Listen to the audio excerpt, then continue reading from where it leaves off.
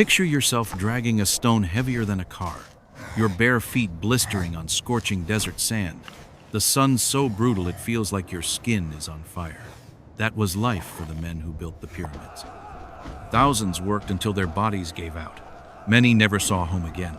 Why did so many die? What was it really like to build these wonders? And what secrets lie buried in the sand? Stay with me, because this story will pull you into a world of sweat, sacrifice, and mysteries that echo through time. Step back thousands of years to ancient Egypt, where the Nile River gleamed under a sky so wide it seemed to hold the stars. The pyramids weren't just tombs, they were dreams of eternity, built for kings who thought they'd become gods. But every stone carried a human story, woven with pain, pride, and survival. Today, we're diving into the heart of the Great Pyramid of Giza, the biggest of them all. Who were the workers who raised it? How did they live through endless days of toil? What did they eat to keep going? What sicknesses haunted them? And why did so many lose their lives? By the end, you'll feel the weight of those stones and the hearts of those who carried them. Let's start by meeting the people who made it happen. Meet Khepri, a young man of 18, his hands rough as stone, his eyes heavy with dreams and fear. Khepri isn't a slave, despite what some tales say.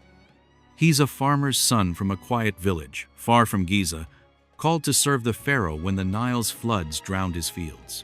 Most workers were like him, ordinary Egyptians, not chained captives. They were farmers, bakers, brothers, pulled from their homes to build something holy. The pharaoh was a god on earth, and the pyramid was his bridge to the heavens. For Khepri, this work was a duty, maybe even a chance for a better life.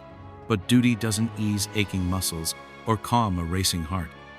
Each dawn, Khepri woke, knowing the day would test his strength and his will to survive. So who were these workers? Heroes or men trapped by fate? Let's walk beside them to find out. As the sun peeked over the horizon, Khepri joined a tide of workers trudging to the pyramid site, dust swirling around their feet. They lived in a sprawling camp near Giza, a maze of mud brick huts, baked hard by the desert heat. It wasn't a village of comfort. The air was thick with the smells of sweat, smoke, and baking bread, the paths crowded with workers and their families. Khepri shared a tiny hut with 6 others, sleeping on straw mats that scratched his skin. Nights were short, filled with snores and the distant cries of children. Sleep never fully eased the ache in his bones, but the work waited for no one. Dawn came fast, and Khepri had to move, or he'd feel the overseer's whip. What kept him going wasn't just fear, though it was something deeper, something we'll uncover soon. Food was their fuel, and it was better than you'd think. The pharaoh needed strong workers, so he fed them well. Khepri ate flatbread, onions, and lentils, washed down with sour, watery beer safer than the Nile's murky water. Sometimes there was fish or even beef, a rare treat for a farmer like him. Archaeologists have found bones near the camps, proof the workers ate meat often, a sign of the pharaoh's wealth. But don't imagine a feast. Meals were rationed, and if you didn't work, you didn't eat.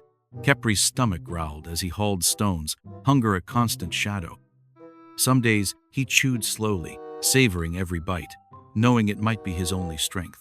But hunger wasn't the worst threat. Something far deadlier waited in the dust and heat. The work was a battle against the stones and against your own body. Khepri's job was to drag limestone blocks, some heavier than 2 tons, across the desert. Teams of men, roped together, pulled these stones on sleds slick with mud to ease the strain. The blocks came from nearby quarries, carved with tools that left workers' hands bleeding. Then came the ramps-long twisting paths of mud brick and wood that curled up the pyramid's sides. They were marvels, but deadly. One slip on the muddy surface, and you could fall, crushed by a stone or broken on the ground below. Khepri saw it happen.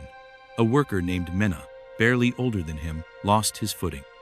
His scream pierced the air as he fell, his body crumpling in the sand. The crew froze, hearts pounding, but the overseers shouted them back to work. Death was just another moment in the endless grind. What happened to those who couldn't keep up? The desert held their stories, and we're about to uncover them. Injuries were part of life.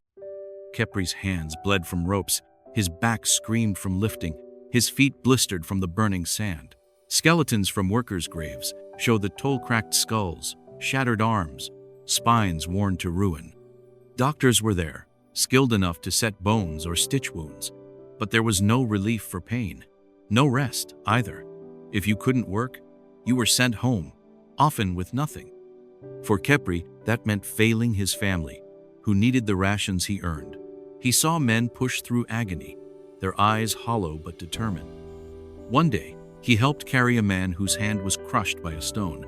The man begged to stay, knowing his family would starve without him. Khepri never forgot his face grit, mixed with despair. But injuries were only half the danger. Something invisible was killing even the strongest. Disease spread like wildfire in the camp. Crowded huts, shared water, and swarms of flies turned every scratch into a death trap. Parasites wormed through dirty water, leaving men weak and feverish. Khepri woke one dawn to find his friend Ampu coughing, his face pale, blood speckling his lips. By sunset, Ampu was gone, wrapped in cloth and buried in the workers' cemetery. Hundreds of graves lie near Giza, filled with men like him. Their bones show traces of tuberculosis, malaria, and heart strain from endless toil. Khepri didn't know these names, but he knew fear. Every cough felt like a warning, every fever a step toward the grave.